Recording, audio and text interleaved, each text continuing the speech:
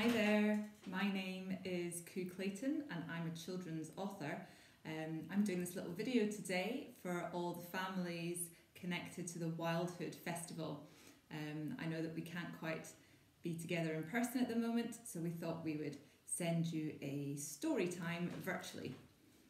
So I'm going to read you my most recent book, which is called Maggie's Magical Islands.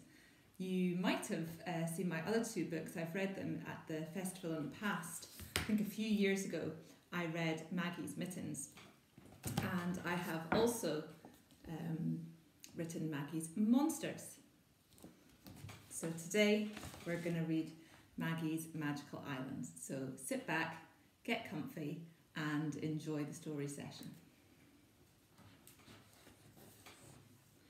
Maggie and Mum loved to explore. They're getting ready for a holiday adventure when they discover an old map. Could it be a treasure map? There's Maggie and Mum, and they found an old map.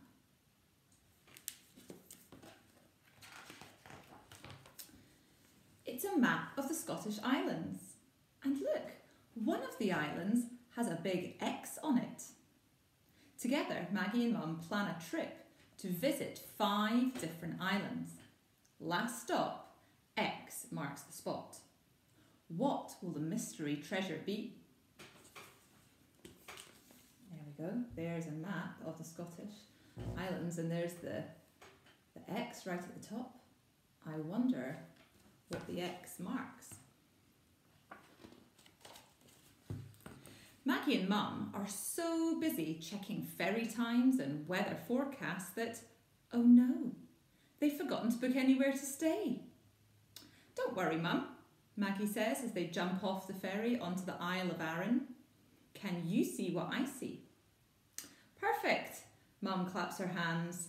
That's our transport and beds sorted. There they are, off the ferry, and they've spotted a camper van. I wonder if any of you have ever stayed in a camper van before. Arran is an amazing island to explore in a camper van. Wow, how did this stone circle get here? Maggie asks as they trek across Macri Moor. It's magical, isn't it? Mum replies. Neolithic people built it nearly 5,000 years ago. There's Maggie and Mum on Macri Moor, and they've discovered this amazing stone circle.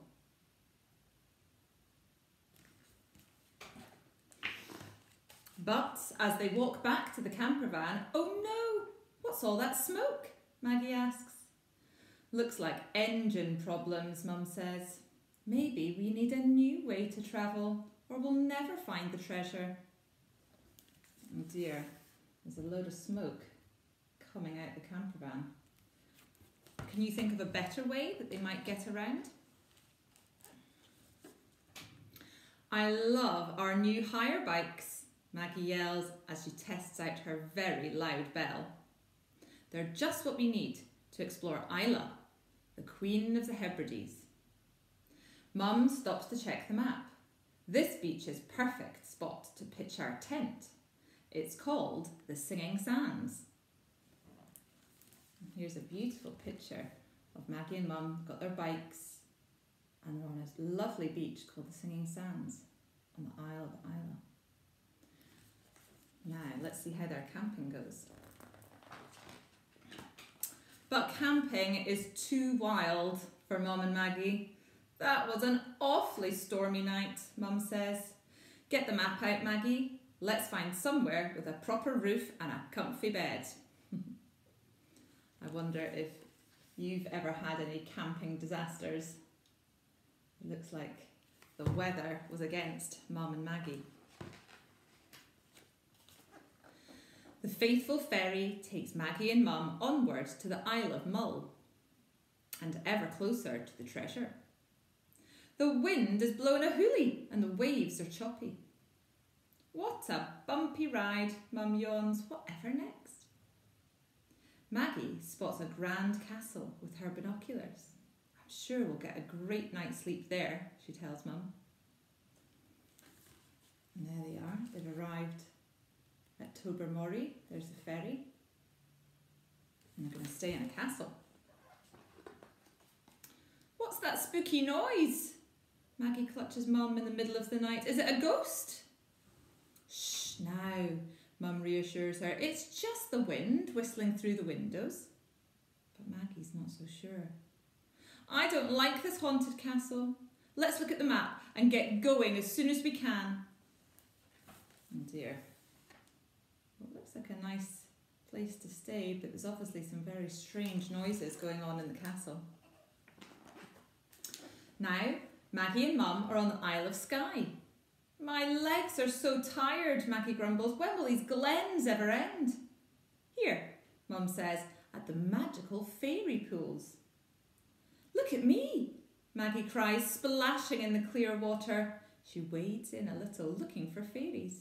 It's freezing, she gasps, and she jumps out again.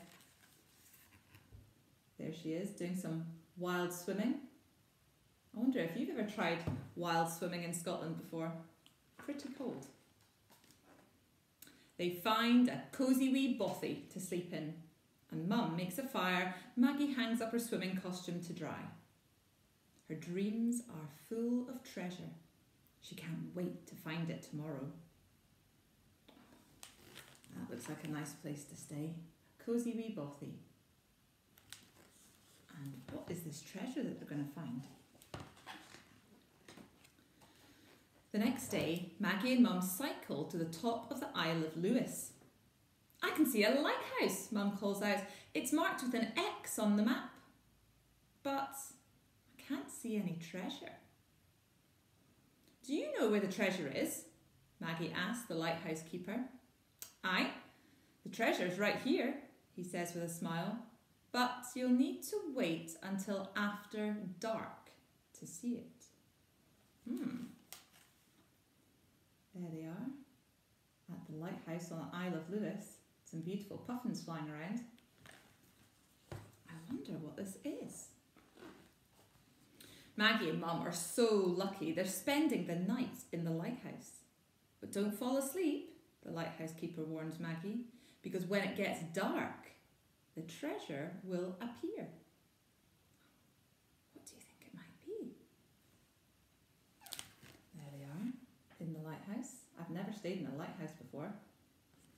That would be very exciting.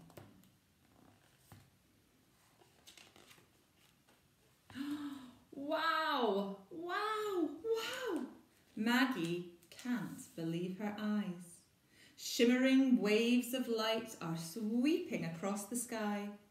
The northern lights, Mum tells her. See how they fill the night with colour. It's like an amazing dance in the sky, Maggie whispers sleepily. What a magical end to our island adventure. And there is the treasure, boys and girls. It wasn't a pot of gold. It was nature's beauty, the northern lights. I wonder if any of you have ever seen the northern lights before. It'd be absolutely amazing, wouldn't it? I don't know if you noticed that on every page in my book, and actually in my other two books, there is a little squirrel. There he is, hiding on every page. I wonder if we could do a little bit of squirrel spotting. Would you like that? So you might need to get your binoculars on. Right, what page shall we choose? Oh, let's start with the first one. There's Maggie and Mum, and they were finding the map, weren't they, in the attic? Can you spot a squirrel? There it is. It's in a box. He's a bit of a cheeky squirrel. He gets all over the place. Right, let's choose another one, shall we? Oh yes, this is a good one. This is when the camper van breaks down. Can you spot a squirrel? There he is, up in the tree. Squirrels are very good at climbing trees, aren't they? Well, this is a good one. There is Maggie and Mum on the Singing Sands in Isla. Can you spot the squirrel on this one?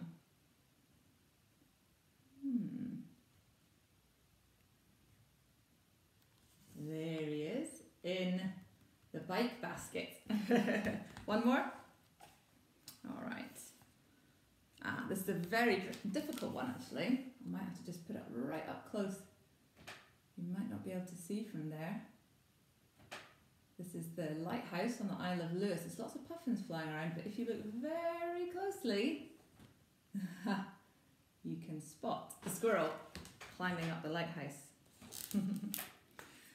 So I hope you enjoyed my story, Maggie's Magical Islands, and I wonder if we could actually do a quick art and craft idea. I'm going to show you a few ideas and maybe you could make them at home or sometime perhaps if you're at school.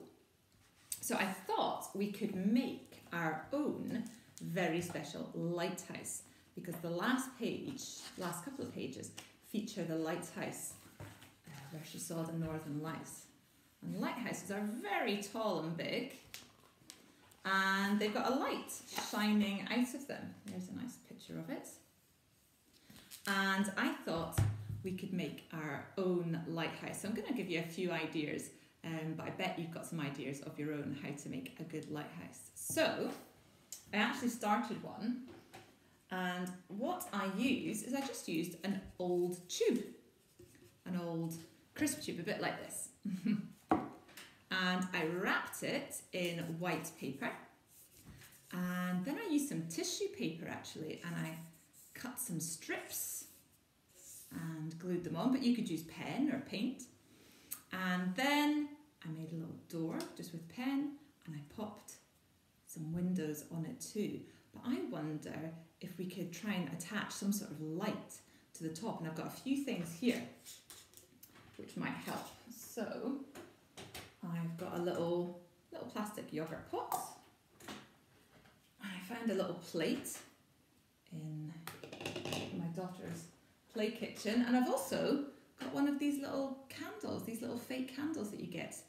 I just got my Christmas box down and I found that and thought, oh, that might come in handy. So I wonder if we maybe stick this on like that. What do we think? Got some sticky tape there. And maybe if we put this little candle on top as well. And what about putting this here? Attach it down with a bit more sticky tape. It's fun using up your old junk for recycling. My children love to do that, and there you go. Can you see? I've got my own little flashing lighthouse. Now, if you don't have those things lying around, what you could do is you could just try and paint a picture of a lighthouse. They're pretty easy, actually. I wonder if in your picture you could try and do the northern lights. Maybe you could think about the colours that you saw in the story and try and paint them onto your lighthouse. Here's one that I started, and I drew some nice jaggedy rocks and a nice tall lighthouse with some colourful stripes, and then I started painting all these lovely colours that are in the northern lights. So maybe you could do some painting, or you could try doing the junk modelling. Either way, I hope you have fun trying to make your own lighthouse. If you'd like to buy my books, Wildhood Festival are currently doing a deal for Wildhood families, and there'll be more information about that very soon. Thanks for now. I hope you enjoyed the story. Bye.